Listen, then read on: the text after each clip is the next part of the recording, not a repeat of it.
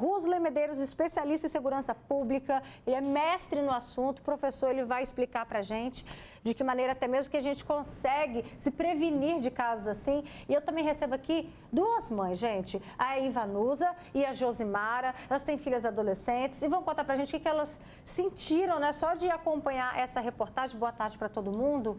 Vou começar com você, Ivanusa. Como é que você se sentiu aqui, hein, vendo esse caso? Boa tarde, Roberta. Boa tarde. Nós ficamos assim, eu fico muito apreensiva, né? Porque o permitir andar de Uber é uma necessidade. Quando a gente pode levar e buscar, tanto eu quanto o pai das meninas, nós fazemos, mas a nossa vida é tão corrida, é trabalho, é escola, as duas trabalham, as duas estudam, nós trabalhamos e como que a gente faz esse corre? Então, permito sim, mas aquela apreensão, aquele medo e acompanhando. As suas têm quantos anos? Eu tenho uma de 16 e uma de 18 anos. Com quantos anos que você começou a liberar delas usarem esse recurso? Eu acredito que por volta de uns 15 anos elas já estavam andando na medida do possível, porque a gente sempre tenta assim, se disponibilizar para levar e buscar. Mas como o início das aulas, o trabalho, né, as duas fazem estágio, agora a partir de 15 anos, então fica um pouco corrido. Às vezes sai tarde da escola ou sai tarde do trabalho, até chegar na escola, mãe, eu pago um Uber para mim. E outra coisa, eu peço o Uber. Não elas pedem o Uber. Fica acompanhando. E eu acompanho a corrida. Já aconteceu delas pedirem o Uber? Já aconteceu. Mas tem que mandar para mim, para eu poder estar rastreando elas. E algo que eu sempre faço, que eu não sei se é o correto também, eu converso com elas. Eu vou conversando no percurso. Eu não deixo elas sozinhas. Além de acompanhar pelo aplicativo, eu vou conversando com elas. Entendo eu que a pessoa, né, se eu estiver errada, peço que me oriente também, talvez outros pais também queiram saber disso, se é correto a gente ficar conversando com um adolescente. A gente trouxe o Rusley aqui para isso e já ele vai responder. Mas antes, Josi, você libera ou não libera a sua filha? Boa tarde, Roberta. Boa tarde aos telespectadores. Então, eu já tenho uma filha de 30 anos e só com 18 anos que ela começou a andar sozinha, sem supervisão de um adulto. Tenho uma de 12 e um de 9. Não deixaria mesmo que tivesse 15, porque como especialista também na área de segurança para mulheres, eu ministro palestra, defesa da mulher, defesa da criança, eu oriento sempre que a criança e o adolescente, a adolescente ou adolescente, tem que estar sob a supervisão de adultos. Mesmo com a supervisão já é complicado, que a gente vê casos aí, e imagina ele sozinho. Além disso, a própria plataforma do aplicativo de corrida, ela não permite que o adolescente viaje sem um adulto responsável. E, se for viajar, é o aplicativo familiar, como a colega aqui falou. Tem que ter a supervisão de um adulto, ou seja, o adulto tem que acompanhar a corrida. E também, Roberto, o que acontece? Por mais que você tenha segurança no seu filho e na sua filha, eles ficam numa situação de vulnerabilidade.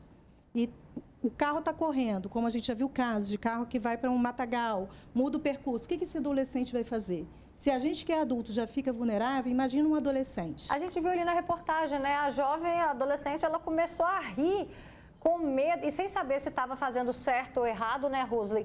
Mas uma forma que ela falou assim, não posso irritar esse homem porque algo pior pode acontecer. Eles ficam também sem reação, né, os adolescentes? Claro, Roberta. Boa tarde para você, para todos que nos acompanham aqui no Fala Espírito Santo. De fato, mas ela agiu corretamente porque ela já impôs um limite inicial. Então, ela já deu uma voz e colocou, olha, não vou fazer isso, né? Então, claro que ela vai ficar nervosa ali, a gente pelos áudios, né, a gente consegue perceber que, inclusive, ela tem uma sensação de choro também, né, de desespero. Então isso de fato vai acontecer, principalmente pela idade dela, mas ela também foi firme ali, porque ela disse não. E essa é a primeira orientação, se colocar com firmeza. Olha, não, você não vai fazer isso, eu não aceito, eu não quero, e você tem que me respeitar, inclusive pare o veículo agora, porque eu vou descer.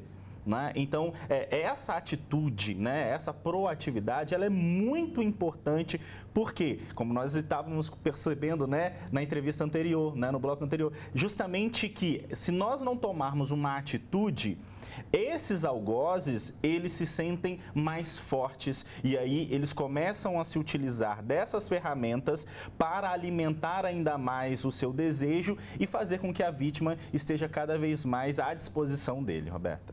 E a gente não está falando só de adolescentes, não, tá, gente? Para as mulheres em geral, as pesquisas mostram que as mulheres não se sentem seguras em transporte por aplicativo.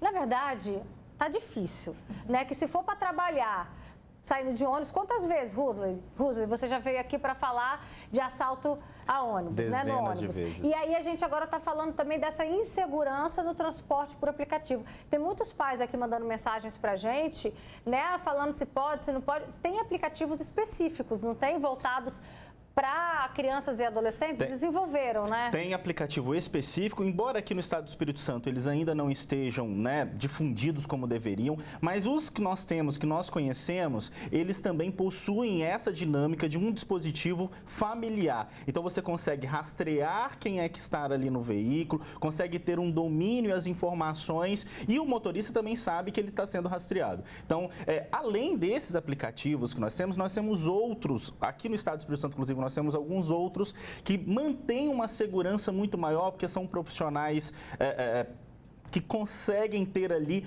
uma garantia de atuação muito melhor, Roberta. Então, a gente tem que ficar atento, inclusive, quais aplicativos nós acionamos e se esses aplicativos também possuem um controle dos seus motoristas. E como é que a gente consegue fazer isso? Primeira coisa, avaliando sempre qual é a nota que esse motorista tem. Então, quando a mãe for chamar, né, um aplicativo para o seu filho, primeira coisa que eu avalie, qual é a nota? Porque se ele já tiver uma nota um pouco menor, pode ser que não seja por essa situação, mas ele tem ali alguma questão que pode colocar em risco a situação da corrida, a situação do transporte. Então, de fato, a gente precisa, primeiro, verificar qual aplicativo nós estamos usando. Sim, nós temos alguns aplicativos, e os aplicativos mais comuns, eles têm essa opção de fazer um gerenciamento familiar e de criança, e aí já é uma segurança a mais para aqueles que vão ser transportados. Tem aqui um monte de gente participando aqui no Fala Espírito Santo, Beta, tem alguns Ubers que possuem câmeras no carro para gravar a viagem, mas eu não sei se o passageiro ele consegue saber dessa informação antes. Opa, só vou pegar esse carro porque esse carro tem câmera. Consegue. Ele, na hora que ele pede, ele tem ali a informação, inclusive o próprio passageiro consegue acionar a gravação se ele reportar uma emergência. Então, se ele reporta uma emergência no aplicativo, ele consegue também acionar a gravação automaticamente. Tem mais comentários? Posso ser uma mãe durona, mas meus filhos só saem comigo, querendo ou não. Eu tenho uma de 10 e uma de 6. Mas do mesmo jeito foi com os mais velhos também, de 27 e 18 anos. Ó, tem gente mandando mensagens aqui falando que existem aplicativos aqui no Espírito Santo que só mulheres trabalham na plataforma. Existe todo um rastreio também, né, sobre o histórico dessas mulheres, dessas profissionais. Tem aqui um comentário: boa tarde, toda vez que eu chamo o transporte por aplicativo para minha filha de 16 anos, eu vou junto, pois eu não confio de jeito nenhum. Tem gente falando, nossa, ficou com medo até quando eu fico com medo até com minha filha de 8 anos, que já seria um meio seguro, né? Eu também compartilho a corrida, estou com muito medo, eu tenho uma filha de 15 anos e às vezes ela usa o transporte por aplicativo, rastreio, eu ligo o tempo todo, igual a Evanilda faz também. Mas agora eu estou com muito medo e penso em não deixá-la mais andar sozinha no carro também por aplicativo. É a Cleumácia. E aí, respondendo o comentário da Cleumácia e também a pergunta da Ivanilda. Ivanusa, eu falei Ivanilda, perdão. Ah, tá vendo? Tá tudo em família. Ô, Rusley, e aí, é uma prática que pode ajudar a coibir esse tipo de ação? Com certeza. A primeira questão que nós temos que avaliar é quem está pedindo, né, a corrida. Essa é a primeira questão. A segunda questão é verificar a avaliação desse motorista e se o motorista que chegou é o mesmo que está no aplicativo, porque também nós temos essa questão, né? Então tem que avaliar se o veículo é o mesmo, se a placa bate e se o motorista é o mesmo.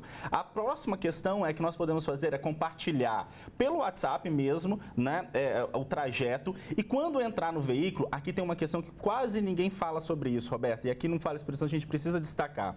Quando você entrar no veículo, sentou, você vai bater a porta e vai abrir a porta e bater de novo. Por quê? Porque as portas possuem um travamento para criança.